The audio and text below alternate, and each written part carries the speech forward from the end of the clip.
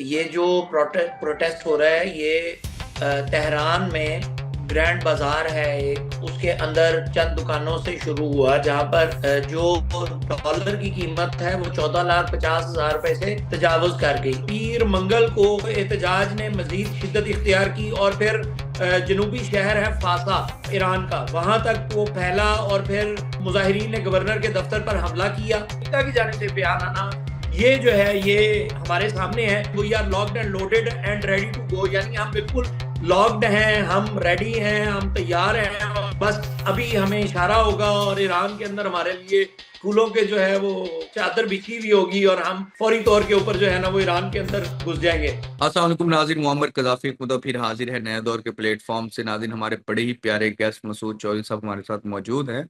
अस्सलाम वालेकुम चौधरी साहब, क्या हाल है आपके? वालेकुम अस्सलाम। अल्हम्दुलिल्लाह। चौधरी साहब, ये जो ईरान में, आपको तो पता ही है ऑलरेडी कि ईरान पे अमेरिका भी उसके पीछे लगा हुआ, फिर इसराइल उसके पीछे लगा हुआ और बेशुमार इस तरह की कुव्वतें हैं जो ईरान के पीछे लगी रहती हैं वहां पर।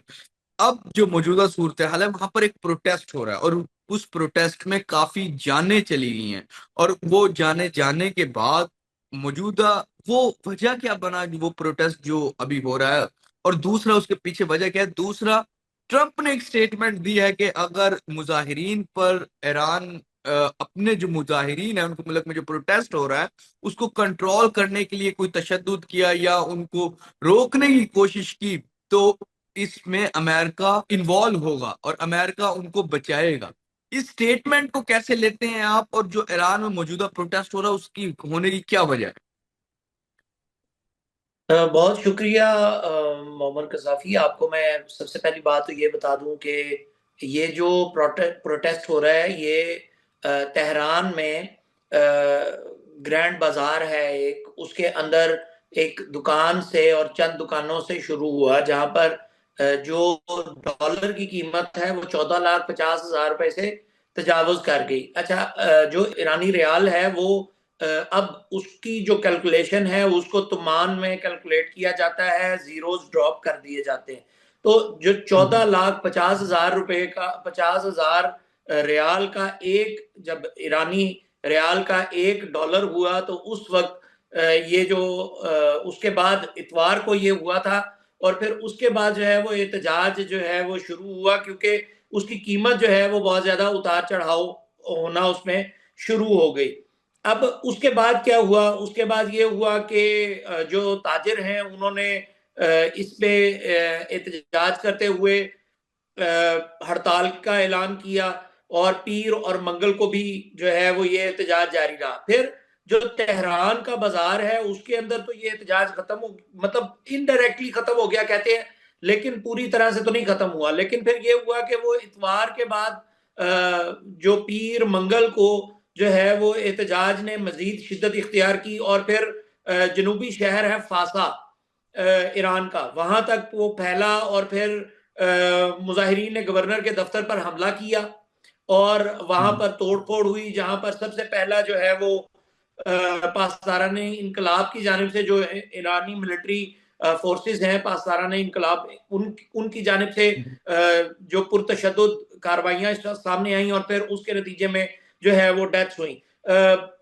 जो हुकूमत नवाज नवाज बसीज मलेशिया है उसका एक कारकुन की हलाकत का भी दावा जो है वो सामने आया। जुमेरात को मकामी मीडिया ने हम्म। रिपोर्ट किया कि सूबा लोरिस्तान के मगरबी कस्बे अजना में पुलिस हेडक्वार्टर में दाखिल होने की कोशिश करते हुए जो दहशत जो एहतजाजी लोग हैं उनको जो है वो मुजाहिरीन को वो निशाना बनाया गया और 3 मुजाहिरीन जो है उसके अंदर जो है वो मारे गए। तो फासला से कबल इस्फहान, मुलारद, हमदान, इराद इरादक और फिर उसके अलावा कशम और इसी तरह से दीगर जो इलाके हैं उनके अंदर ये एहतजाज जो है वो जारी रहा। फिर इसके अलावा जो इसी एहतजाज के तनाजुर में जो अहम डेवलपमेंट्स हैं उनमें इंतहाई अहम डेवलपमेंट ये हुई कि मंगल के रोज हुकाम ने तिजारती तंजीमों के साथ और रहनुमाओं के साथ मुलाकातें की और वहां पर ताजरों को मुतमईन करने के लिए टैक्स में रियायत, टैक्स जुर्माने में जो है वो वक्फा और दरामदात के लिए सब्सिडी शुदा गैर मुल्की करेंसी तक रसाई की यकीन दहानी करवाई गई। और फिर उसी रोज मंगल के रोज ही ये हुआ कि गवर्नर मोहम्मद रजा फरजीन ने अपना इस्तीफा दे दिया। वो दिसंबर 2022 में जो है वो ईरान के मरकजी बैंक के चीफ तैनात हुए थे।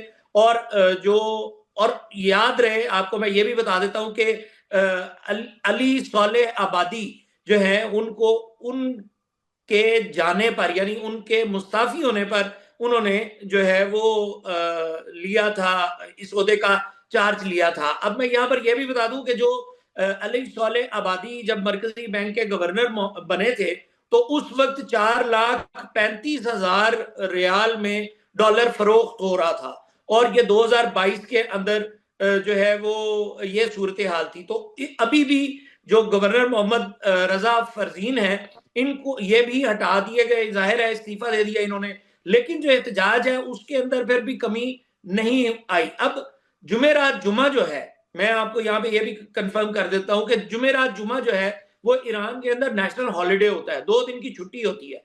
तो जिस वक्त नेशनल हॉलिडे होता है उसकी सूरत हाल में, उसके तनाजुर में आज जुमे के रोज अमेरिका की जानिब से बयान आना ये जो है ये हमारे सामने है कि जाहिर है खित्ते की सूरत हाल जो है वो अपनी जगह पे है, लेकिन जो इकोनॉमी है वो ईरान की इकोनॉमी बाकायदा तौर पर परेशानी की सूरत हाल में तो है। जाहिर है किसी भी, अब फर्ज करें पाकिस्तानी रुपया, 1 रुपया जो है वो अगर 14-14.5 लाख से ऊपर चला जाए और फिर कभी वो बढ़ जाए और कभी कम हो जाए तो फिर चौदह क्या हजार सूरत हाल होगी जी। 14,000। अच्छा, चौदह चौदह हजार ठीक। लाख पचास हजार से ऊपर नीचे हो जाए अगर तो क्या सूरत हाल होगी।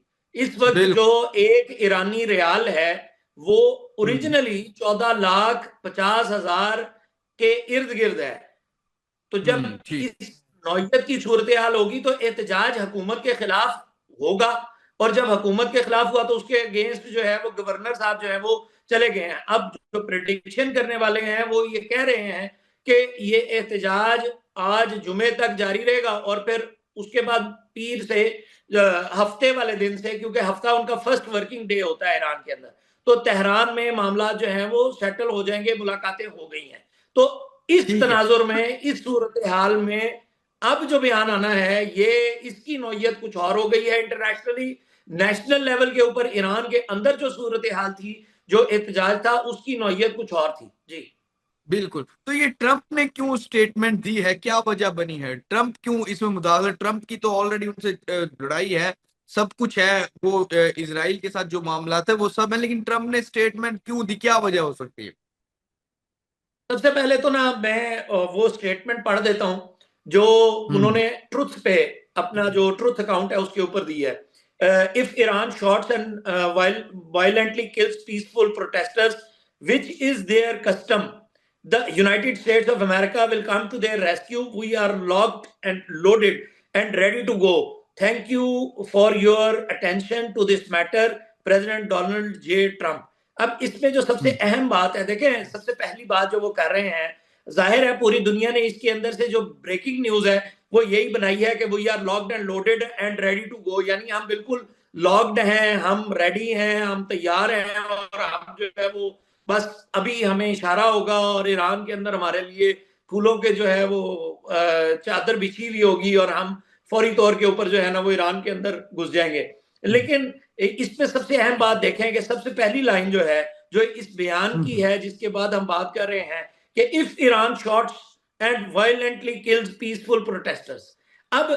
अमेरिका के अपने मामलात में, अमेरिका के इर्द गिर्द पूरी दुनिया के मामलात में उसने न जाने कितने लोग हैं जिनको मरते देखा है, जिनको मारा है, जिनको जो है वो किया है, और उसके ऊपर अब ये बात की जा रही कि हम जो है वो पीसफुल प्रोटेस्टर्स जो हैं उनको बचाएंगे। सो इसकी वजह से, इस एक बयान की वजह से, विच इज देयर कस्टम के लफ्ज जो है वो ट्रंप की जानिब से इस्तेमाल किए गए, तो उनका ख्याल ये है, दुनिया को वाजे हो गया कि अच्छा इस प्रोटेस्ट के पीछे जो है वो बैन, जो दरपर्दा मुहर्रकात है, जो हम्म। दरपर्दा मुहर्रकात है वो दरपर्दा मुहर्रकात अमेरिका की सपोर्ट ही है।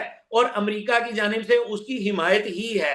यानी ये वही बात है कि जब अमेरिका मुसलसल काफी अरसे से ईरान के अंदर बहुत सारे मामलात के अंदर जो है वो इन्वॉल्व होने की कोशिश कर रहा है, और उसके अंदर वो बहुत कुछ करने की कोशिश कर रहे हैं, लेकिन वो नहीं कर पा रहे हैं।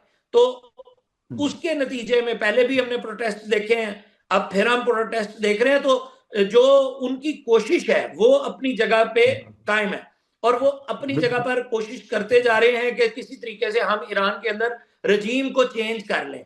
अब इनडायरेक्टली या डायरेक्टली जिस तरह भी वो कोशिश करें, वो अपनी जगह पे है, लेकिन कोशिश अपनी जगह है। इसी के बयान के बिल्कुल ऊपर अली लारेजानी का बयान भी हमारे सामने आ गया अब से कुछ देर पहले, जिसके अंदर उन्होंने कहा कि सेक्रेटरी जो ईरान के सुप्रीम नेशनल सिक्योरिटी काउंसिल है उसके वो सेक्रेटरी हैं ईरान के, तो उन्होंने कहा कि if the United states interferes in Iran internal affairs it will destabilise the entire middle east and harm American interest.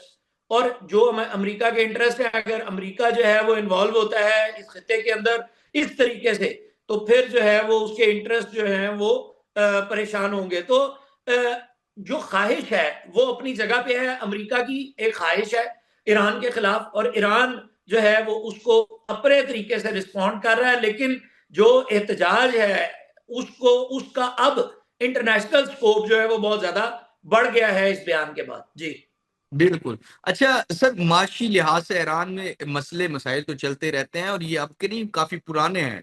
माशी लिहाज से मुश्किलात का शिकार ईरान रहा है, रहता है, इसमें कोई दो राय नहीं है। लेकिन क्या अब जो मौजूदा माशी चैलेंजेस ईरान को आए हैं, क्या इससे वाकई ईरान के अंदर, उस मुल्क के अंदर खाना जंगी हो सकती है? जिस तरह डोनाल्ड ट्रंप भी कोशिश करेंगे, इजराइल ऑलरेडी कोशिश कर रहा होगा, तो इस खिते के हवाले से ओवरऑल देखें हम सिचुएशन को, तो क्या वाकई ईरान के अंदर खाना जंगी हो सकती है? देखिए, ईरान के अंदर खाना जंगी उस वक्त तक नहीं हो सकती जब तक कि प्रॉक्सीज की इन्वॉल्वमेंट नहीं होती। जितने भी हालात खराब हों, जितना कुछ भी हो, ईरान की जो इकोनॉमी है वो रिजिलियंट है। सबसे ज्यादा जो तेल की फरोख्त है वो सबसे अहम मामला है, उसका क्रूड ऑयल की फरोख्त, क्योंकि दुनिया में जो सबसे ज्यादा तेल प्रोवाइड करने वाली कंट्रीज हैं उनमें से एक ईरान भी है, और दुनिया को तेल की फराहमी जो है उसमें बड़ा अहम किरदार है। तो इकोनॉमी जाहिर है, सैंक्शंस हैं, सैंक्शंस उठ जाती हैं तो ईरानी इकोनॉमी बहुत बेहतरीन हो जाएगी, मजबूत हो जाएगी। लेकिन जब तक सैंक्शंस लगी रहेंगी उस वक्त तक ईरानी इकोनॉमी इसी तरह परेशान रहेगी। तो दुनिया ये तासुर लेती है कि ईरान के अंदर लोग इस तरह से उठ जाएं कि जी अब हमें जो है वो सैंक्शंस से बाहर आना है, और सैंक्शन से बाहर आने के लिए हमें अमेरिका की खुशनुदी चाहिए।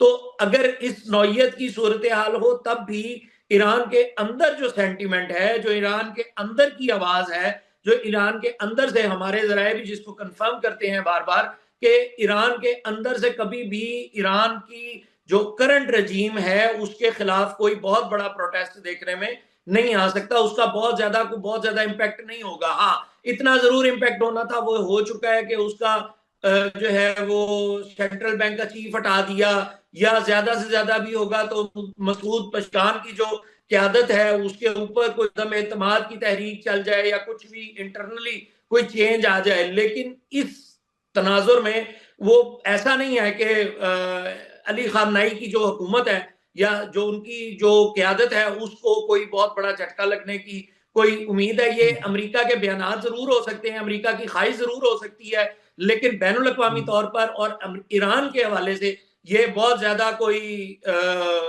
तब्दीली हम नहीं देख रहे इस मामले में। बिल्कुल बिल्कुल। जी सर, आपके जो पॉइंट है उससे तो यही समझ आ रहा है कि हाँ, मसले मसाइल हो सकते हैं, जो गवर्नमेंट सेटअप है मौजूदा उसके कुछ चेंजिंग हो सकती हैं, जो मसूद पज़ेशियान हैं उनके कोई वो आगे पीछे चीजें हो सकती हैं। लेकिन जो इनकलाब भी एक सेटअप आके बैठा था, इनकलाब का जो एक पूरा वहां पर आया था, तो वो अभी बिल्कुल स्टेबल है और उसका कुछ नहीं होगा। हाँ, तो वैसे कोई पॉलिटिकल हवाले से चीजें चेंज हो जाए तो वो पॉसिबल है। ठीक है। नाज़रीन, उम्मीद है कि मसूद चौधरी साहब हमारे साथ मौजूद थे और उन्होंने इस जो ये मामला हुआ है, ईरान में प्रोटेस्ट हुए हैं और इसके दरमियान जो डोनाल्ड ट्रंप की स्टेटमेंट आई है, इस हवाले से बड़ी तफसीली बात किया है। और उम्मीद है कि आपको भी ये सारे एनालिसिस पसंद भी आएंगे। फिलहाल के लिए नाज़रीन, नया दौर से मोहम्मद कजाफी को और मसूद चौधरी को इजाजत दीजिए। खुदा हाफिज।